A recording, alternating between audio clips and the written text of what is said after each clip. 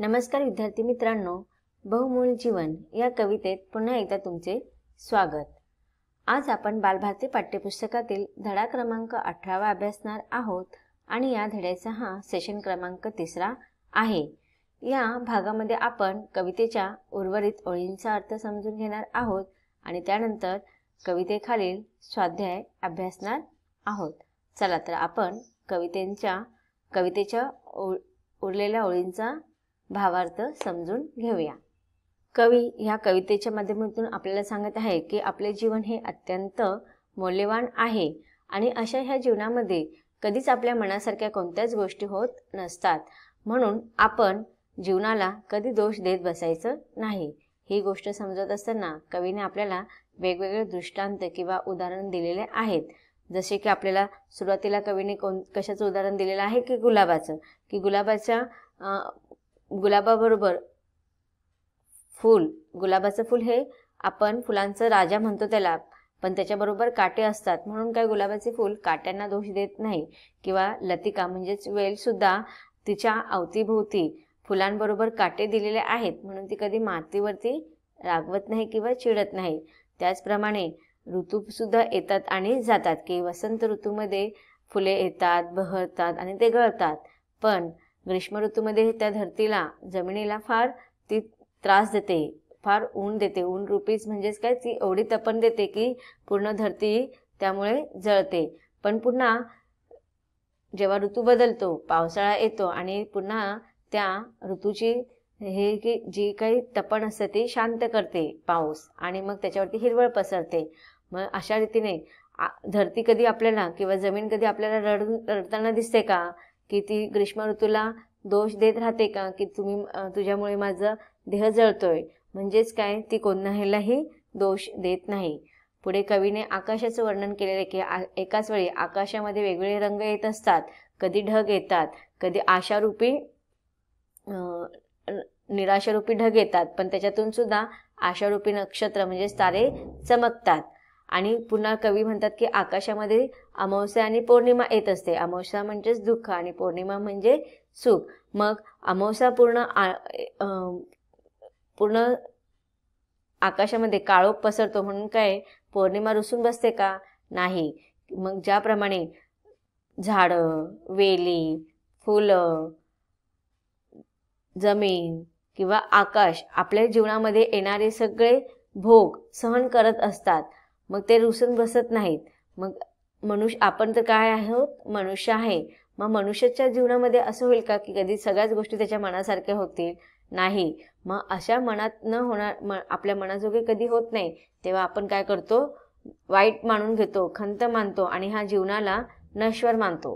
पण कवी काय म्हणतात, सुख दुःखाची ऊन सावली, येते जाते राग नको, संकटास लिलाया भिडावे, आयुष्याचा त्याग नको।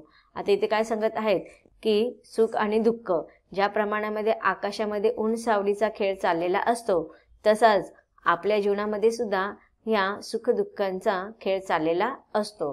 सुख म्हणजे ऊन आणि नंतर सावली म्हणजे दुःखाची सावली। ज्याप्रमाणे उन्हानंतर सावली येते आणि सावलीनंतर ऊन येत असते, तसंच आपल्या जीवनामध्ये सुखानंतर दुःख आणि दुःखानंतर सुख ही खेळ आपल्या जीवनामध्ये चालू असतो।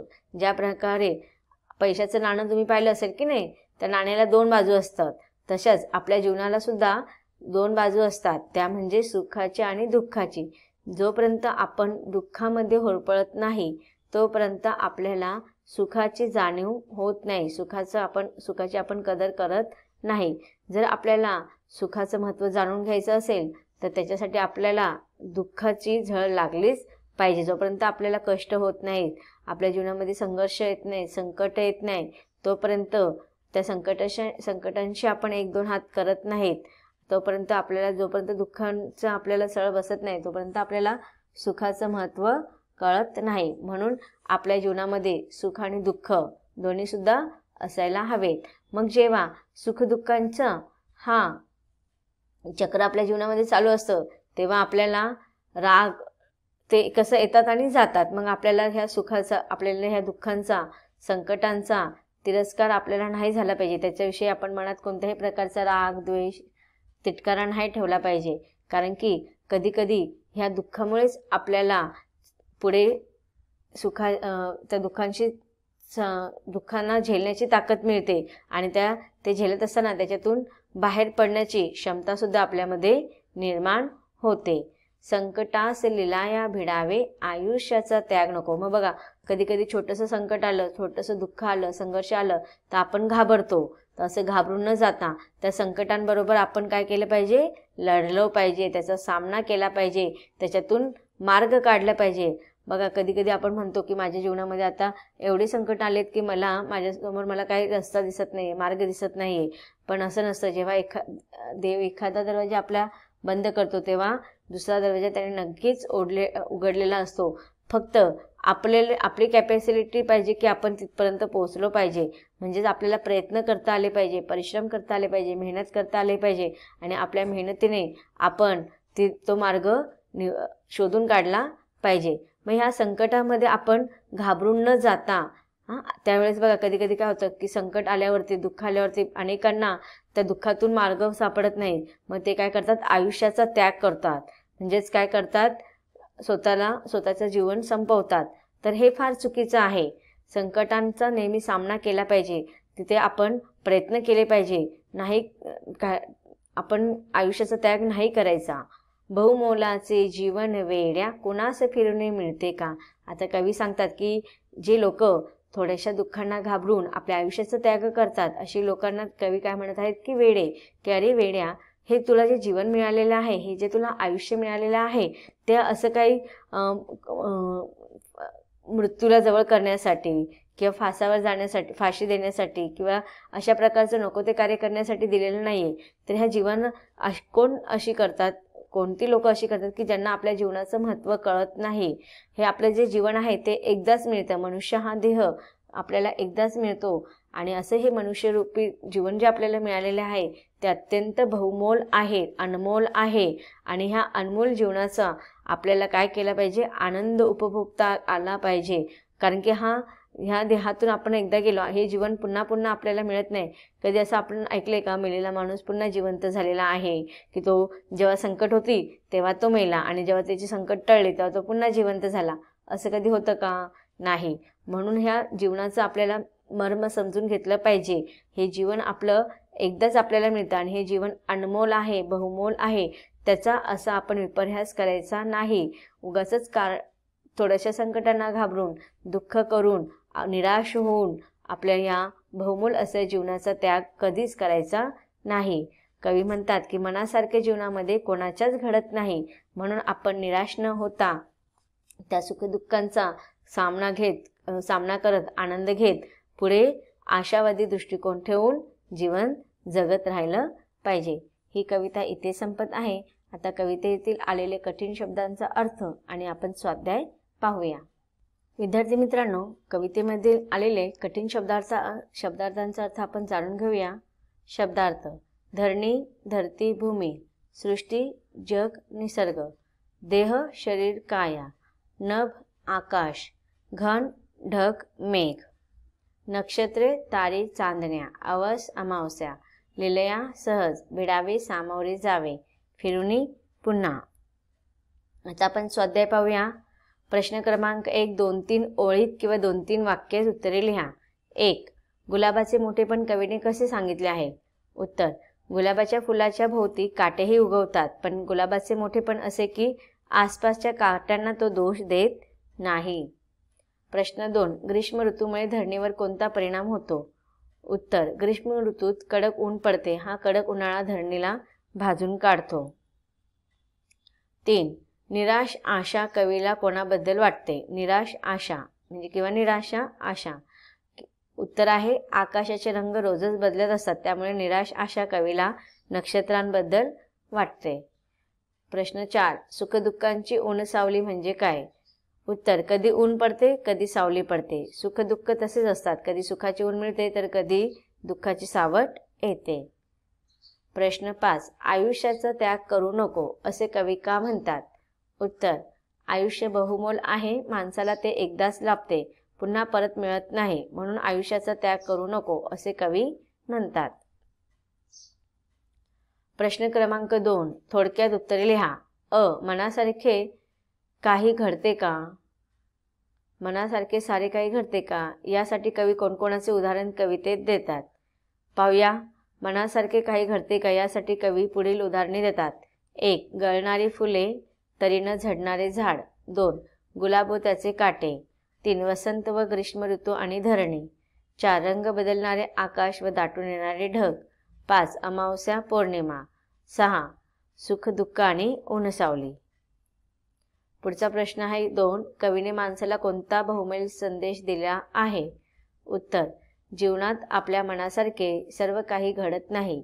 जे आपल्या वाटेला सुख दुःख येते ते भोगावेच लागते.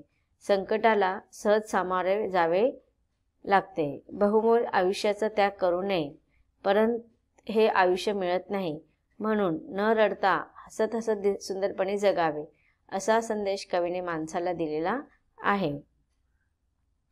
प्रश्न 3 तुम्ही ठरवलेली. प्रश्न 3 आहे तुमच्या मनाने उत्तर लिहा. याच्यामध्ये सोमत तुम्ही लिहू शकतात किंवा अभिव्यक्तीपद. तुम्हाला ठरवलेली गोष्ट घडत नाही तेव्हा तुम्ही काय करता?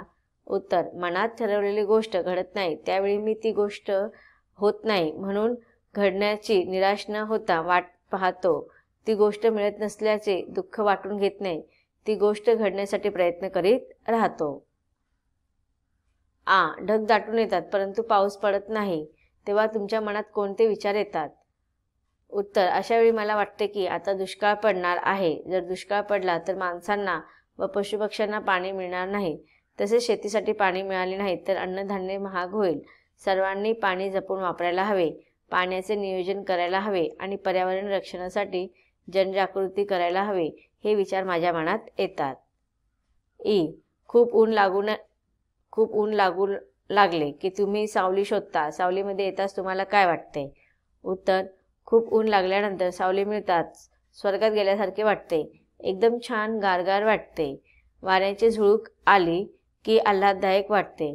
सर्व थकवा जातो आणि पुन्हा काम करण्यासाठी उत्साह येतो. प्रश्न क्रमांक 4 या कवितेत मनासारखे काही घडते का असे कवी म्हणतात. आपल्याला मनासारखे घडावे असे नेहमी वाटते. मनासारखे काय काय घडावे असे तुम्हाला वाटते? कल्पना करा व लिहा. तर बघा, आता तुम्ही तुमच्या मनासारखं उत्तर लिहू शकता याच्यामध्ये की मला मनासारखे खेळावेसे वाटते, मनासारखे फिरावेसे वाटते, मनासारखा अभ्यास व्हावा असा वाटतो, मनासारखे परीक्षेत मार्क मिळावेत असे वाटते, मनासारखा खाऊ मिळावा असे वाटते. पुढचा प्रश्न आहे खेळू या शब्दांची. या कवितेमध्ये सुख दुःख ऊन सावली असे विरुद्धार्थी शब्द जोडून आलेले आहेत. असे प्रत्येकी 5 शब्द लिहायचे. 1 उंच सखल, 2 लांब रुंद, 3 नफा तोटा, 4 खरेदी विक्री, 5 लाभ हानी. पुढचा प्रश्न आहे समानार्थी शब्द लिहा. तर इथे लतिका, लतिकाचा समानार्थी शब्द येणार वेल. नंतर धरणी, धरणीचा समानार्थी शब्द येणार धरती. तिसरा आहे देह, देहचा समानार्थी शब्द येणार शरीर. आणि चौथा आहे नभ, नभचा समानार्थी शब्द येणार आकाश. तर विद्यार्थी मित्रांनो, अशा रीतीने आपण बहुमोल जीवन या कवितेमध्ये मनुष्याचे जीवन किती अनमोल आहे, बहुमोल आहे, तर असं हे जीवन सुखामध्ये आनंदित राहतं, तसंच दुःखामध्ये सुद्धा आनंदित राहिलं पाहिजे. दुःखामध्ये येणाऱ्या दुःखाचा आपण ते भोगावून दुसऱ्यांना दोषारोप न करता त्या दुःखातून मार्ग कसा निघेल, त्या संकटातून मार्ग कसा निघेल आणि पुढील आयुष्य कसं सुखकारक होईल यासाठी मनुष्याने प्रयत्नशील राहिलं पाहिजे. ही कविता इथे संपते. धन्यवाद.